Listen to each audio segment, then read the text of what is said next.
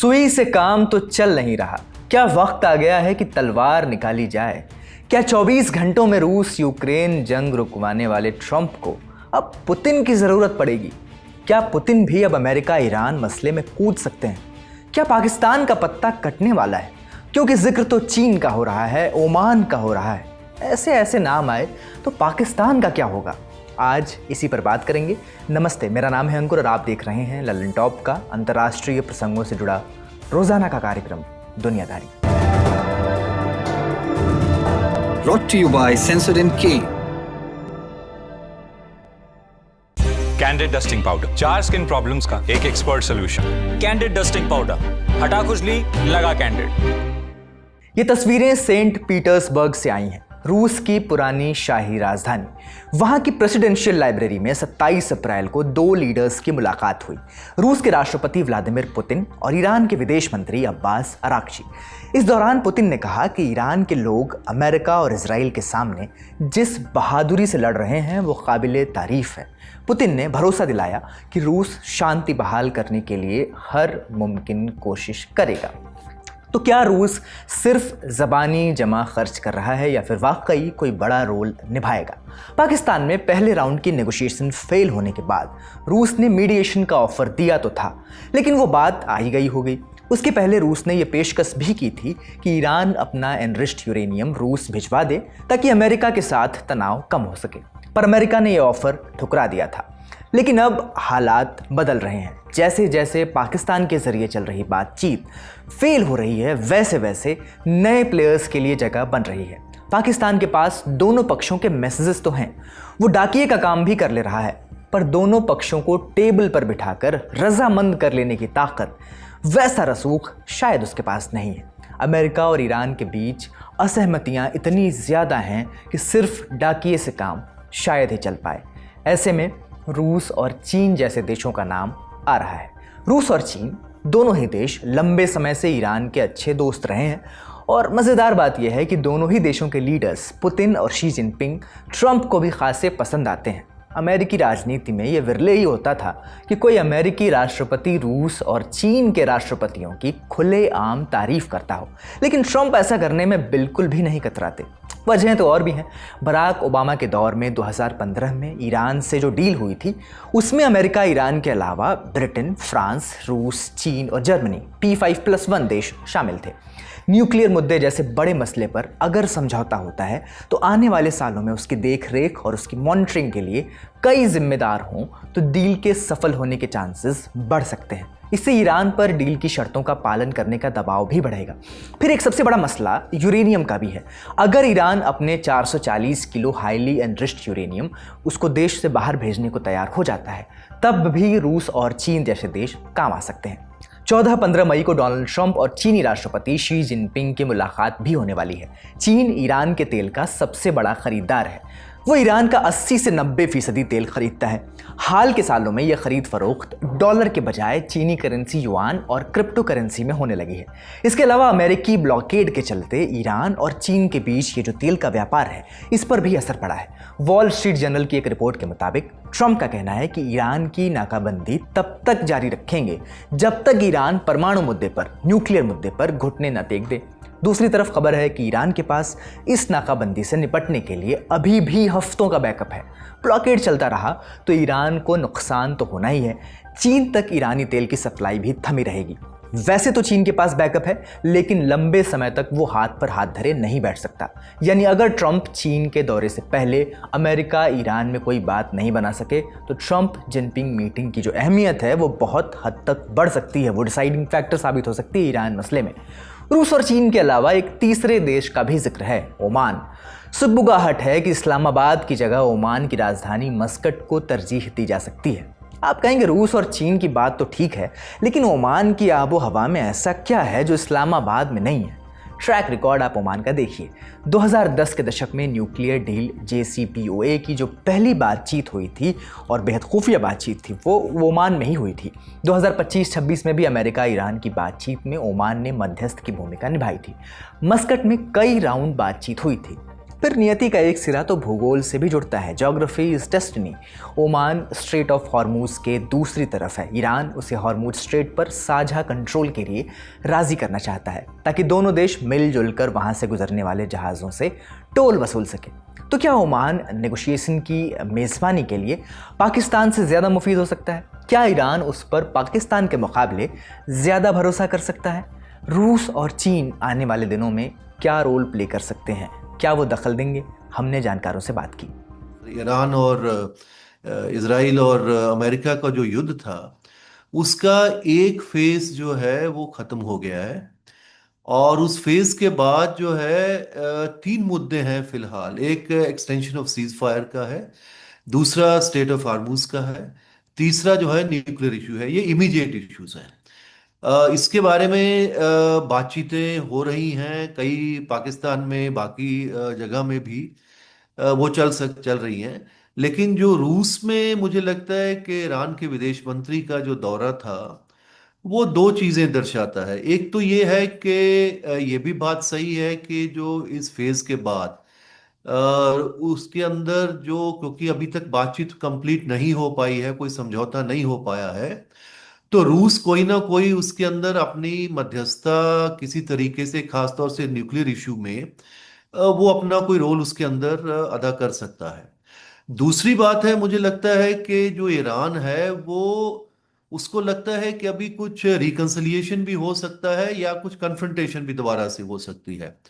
तो दोनों तरह की जो चीज हो सकती है, उन दोनों में मुझे लगता है, उसको लगता है रूस उसके लिए फायदेमंद हो सकता है। और वहीं के विदेश मंत्री ने, ईरान के विदेश मंत्री ने जब वहां कहा कि रूस के ईरान के रूस जैसे बड़े जो देश हैं वो हमारे मित्र हैं, वो हमारे सहयोगी हैं, तो अगर तो बातचीत आगे बढ़ती है तो उसमें भी रूस का कोई रोल हो सकता है। अगर लेकिन दोबारा फेज कोई लड़ाई का शुरू होता है, उसमें भी उनको कोई सुखोई जहाज नहीं चाहिए, कोई उस तरह की बड़ी चीजें नहीं चाहिए।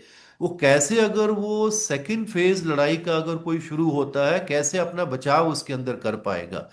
तो उसके लिए जिस तरह की इंटेलिजेंस उनको चाहिए, जिस तरह का मैरीटाइम डाटा चाहिए, जो कुछ इलेक्ट्रॉनिक वारफेयर के लिए जो कुछ चाहिए उनको, उसमें रूस तुरंत उनकी काफी मदद कर सकता है, क्योंकि रूस के पास वो क्षमता है। रूस के पास पिछले 5 साल 4 साल का अपना यूक्रेन वाला एक्सपीरियंस भी है, और उस युद्ध में भी रूस और ईरान काफी करीब से दोनों काम करते रहे हैं। तो मुझे लगता है कि ईरान जो है वो दोनों तरह की चीजों के लिए अपनी तैयारी कर रहा है। मीडिएटर चाहे कोई भी हो, कुछ भी निश्चित हो या ना हो, इतना जरूर तय है कि दोनों पक्ष अब चैन की सांस लेना चाहते हैं। 40 दिन की बमबारी के बाद दोबारा से लड़ाई शुरू करना किसी के भी हित में नहीं है। लेकिन दुश्मनी खत्म करने से पहले ट्रंप और ट्रंप के दुश्मन दोनों ही अपनी साख बचा लेना चाहते हैं। दोनों ही खुद को विजयी घोषित करना चाहते हैं। डील मेकर ट्रंप को एक डील तो चाहिए, लेकिन सिर्फ और सिर्फ ऐसी डील जिसमें अमेरिका की कमजोरियां दुनिया से छिप जाएं। दूसरी तरफ ईरान को ऐसी डील चाहिए जिसमें वो अमेरिका से किसी भी कीमत पर ज्यादा मजबूत दिखे। अब इसके लिए दोनों ही पक्ष जो भी हथकंडे अपना सकें वे अपनाने को तैयार हैं। न्यूज़ एजेंसी रॉयटर्स ने अंदर खाने की यह खबर दी है। सूत्रों के हवाले से दावा किया है कि ट्रंप के सामने इस वक्त सबसे बड़ा रोग है कि क्या कहेंगे लोग, और ये लोग सिर्फ अमेरिका के नहीं हैं बल्कि ईरान के भी हैं। खबर है कि अमेरिकी खुफिया एजेंसीज को एक काम मिला है, काम सौंपा गया है। उन्हें पता लगाना है कि अगर ट्रंप पीछे हट जाए और अपनी जीत का ऐलान कर दें तो ईरान क्या कहेगा, ईरान क्या सोचेगा, वो इसे अपनी जीत समझेगा या हार। आपको याद दिला दें, जंग के शुरुआती हफ्तों में भी अमेरिकी खुफिया एजेंसीज को यही काम मिला था। तब उनका जवाब था कि ईरान इसे अपनी जीत की तरह समझेगा। जाहिर है तब ट्रंप ने जंग नहीं रोकी थी बल्कि मिडिल ईस्ट में अपनी सैन्य तैनाती कई गुना बढ़ा दी थी। लेकिन अब ट्रंप के लिए हालात पलट रहे हैं। कंगाली तो कंगाली, आटा भी गीला हुआ जा रहा है। दिन ब दिन उनकी अप्रूवल रेटिंग गिरती जा रही है। इप्सोस के एक ताज़ा पोल के मुताबिक ट्रंप की अप्रूवल रेटिंग गिरकर 34% हो गई है। ये उनके दूसरे कार्यकाल का सबसे निचला स्तर है। जनवरी 2025 में जब उन्होंने शपथ ली थी तब यही रेटिंग 47% थी। दिलचस्प बात यह है कि उनके पहले कार्यकाल में यह नंबर 40% के इर्द गिर्द रहता था और 33% के नीचे तो कभी गया ही नहीं था। फिलवक्त आर्थिक मामलों में ट्रंप की अप्रूवल रेटिंग महज 27% है। यह आंकड़ा पूर्व राष्ट्रपति जो बाइडेन के सबसे बुरे दिनों से भी बुरा है। अगर ऐसी हालत बरकरार रही तो इसी बरस नवंबर में होने वाले मिड टर्म इलेक्शंस में ट्रंप की रिपब्लिकन पार्टी को बड़ा झटका लग सकता है। अमेरिकी संसद में उसका कद छोटा हो सकता है, विपक्षी डेमोक्रेट्स मजबूत हो सकते हैं और अगर ऐसा हुआ तो कार्यकाल के बाकी बचे हिस्से में ट्रंप के सिर पर महाभियोग, इम्पीचमेंट का खतरा मंडराता रहेगा। जाहिर है ट्रंप ऐसा कतई नहीं चाहते, कतई नहीं चाहेंगे और वो जोर शोर से इस कोशिश में लगे हुए हैं कि एक ऐसी डील हो जाए जिससे उनकी साख बची रहे, एक ऐसी डील जिसे वो पूर्व राष्ट्रपति बराक ओबामा वाली डील से कहीं बेहतर बता सकें, इसे इस तरह से बेच सकें और उसी के दम पर मिड टर्म इलेक्शंस में उनकी पार्टी रिपब्लिकन पार्टी बाजी मार सके। लेकिन जहां सांप मारना है तो लाठी भी टूट सकती है, क्योंकि दूसरी तरफ ईरान का इस्लामी निज़ाम है जो 40 दिन की भयानक बमबारी झेलकर भी बचा हुआ है, जिंदा है। वो लड़ाई तो नहीं चाहता, लेकिन सर्वाइवल की जंग जीतने के बाद अमेरिका के आगे झुकने को भी तैयार नहीं है। इसलिए वो न्यूक्लियर प्रोग्राम पर कोई जल्दबाजी नहीं चाहता, बल्कि लंबी बातचीत चाहता है। उसे बखूबी मालूम है कि जल्दबाजी में की गई कोई भी डील न्यूक्लियर मामले में ईरान के खिलाफ जा सकती है। अपने नए प्रस्ताव के जरिए ईरानी विदेश मंत्री अब्बास अराक्ची ने यह मंशा जाहिर भी कर दी है कि न्यूक्लियर मुद्दे पर बातचीत से पहले बेहतर है कि हम स्ट्रेट ऑफ हॉर्मुज और अमेरिकी ब्लॉकेड जैसे जो बाकी मसले हैं उन पर बात बना लें। ऐसे में आगे क्या हो सकता है, आपकी राय क्या है, हमें कमेंट बॉक्स में ज़रूर बताएं। ईरान जंग से जुड़े अपडेट्स हम आप तक पहुंचाते रहेंगे। फिलहाल सुर्खियों का रुख करते हैं। भारत का सबसे भरोसेमंद Saluja Gold TMT bar. Saluja Gold TMT। अब सही पकड़े हो कॉन्ट्रैक्टर बाबू, मजबूती सब कुछ है। अमेरिका की संसद कांग्रेस में 28 अप्रैल को एक अनोखा नज़ारा देखने को मिला। ब्रिटेन के किंग चार्ल्स ने पहली बार अमेरिका की संसद को संबोधित किया। एक ऐसा राजा जो सीमित और संवैधानिक राजतंत्र कॉन्स्टिट्यूशनल मोनार्की से आता है, एक ऐसे देश में स्पीच दे रहा था जहां का राष्ट्रपति, जबकि वो डेमोक्रेसी है, वहां का राष्ट्रपति खुद को किसी राजा से कम नहीं समझता। ऐसा हम नहीं बल्कि व्हाइट हाउस खुद कह रहा है। सोशल मीडिया पर दोनों नेताओं की एक तस्वीर पोस्ट करते हुए व्हाइट हाउस ने कैप्शन लिखा, टू किंग्स। 21वीं सदी में लोकतंत्र और संप्रभुता का पाठ पढ़ने वाले अमेरिका को एक राजा ने उसके मूल्यों की याद दिलाई। उस देश का राजा जो खुद कभी कॉलोनियलिज्म का सबसे बड़ा फॉलोअर था, साम्राज्यवाद का झंडा बरदार था। यूँ तो किंग चार्ल्स अपने शब्द बहुत सोच समझकर चुनते हैं, लेकिन 28 अप्रैल को कांग्रेस के जॉइंट सेशन में दिया गया उनका भाषण शाही अंदाज के हिसाब से काफ़ी सीधा था, डायरेक्ट था। चार्ल्स ने सीधे तौर पर ट्रंप या उनकी सरकार की आलोचना नहीं की, लेकिन उन्होंने इशारों में अमेरिका की मौजूदा राजनीतिक दिशा पर और दशा पर चिंता जताई। साथ ही लोकतंत्र के ज़रूरी स्तंभों जैसे सत्ता पर कंट्रोल, अंतर्राष्ट्रीय साझेदारियां और अलग अलग धर्मों के बीच सहनशीलता का समर्थन किया। चार्ल्स ने यूक्रेन की मजबूत रक्षा की बात भी कही। उन्होंने प्रकृति को, नेचर को बचाने की ज़रूरत पर जोर दिया। राजा ने यह भी कहा कि दोस्त देशों के बीच मतभेद हो सकते हैं, लेकिन रिश्ते टूटने नहीं चाहिए। यह इशारा अमेरिका ब्रिटेन के ख़ास रिश्ते, स्पेशल रिलेशनशिप की तरफ था, जो ईरान युद्ध के बाद से थोड़ा कमज़ोर पड़ा है, या कहें कि बेहद कमज़ोर पड़ा है। किंग चार्ल्स ने अपनी बात को बैलेंस रखा। उन्होंने अपने मेज़बानों के लिए सम्मान दिखाया, कहा कि अमेरिका और यूके के बीच रिश्तों की डोर जो है वो अनमोल है और हमेशा जुड़ी रहने वाली है। ट्रंप की तरफ से भी इस भाषण पर कोई नाराज़गी नहीं दिखी। संबोधन के दौरान किंग चार्ल्स ने व्हाइट हाउस में हुए एक खास डिनर में याद दिलाया कि उनकी मां 1957 में वॉशिंगटन आई थी। तब उनका लक्ष्य स्वेज कैनाल के बाद अमेरिका ब्रिटेन के रिश्तों में जो तनाव आया था उसको दूर करना था। चार्ल्स ने कहा, आज इस वक्त, आज के हालात में ऐसा कुछ तो होना मुश्किल लगता है, लेकिन ये ज़रूर साफ है कि ये रिश्ता आज भी बेहद अहम है। स्पीच के बाद बारी आई स्टेट डिनर की। सफ़ेद टाई वाली शाही ड्रेस में ट्रंप किंग चार्ल्स के अंदाज और चमक में पूरी तरह से ढले हुए नजर आए, लेकिन ट्रंप ही हैं और सबसे माहिर लोग भी उनके साथ कभी कभी फंस जाते हैं। ऐसा ही एक पल उस स्टेट डिनर में भी आया जब चार्ल्स को हकीकत का छोटा सा डोज मिल गया।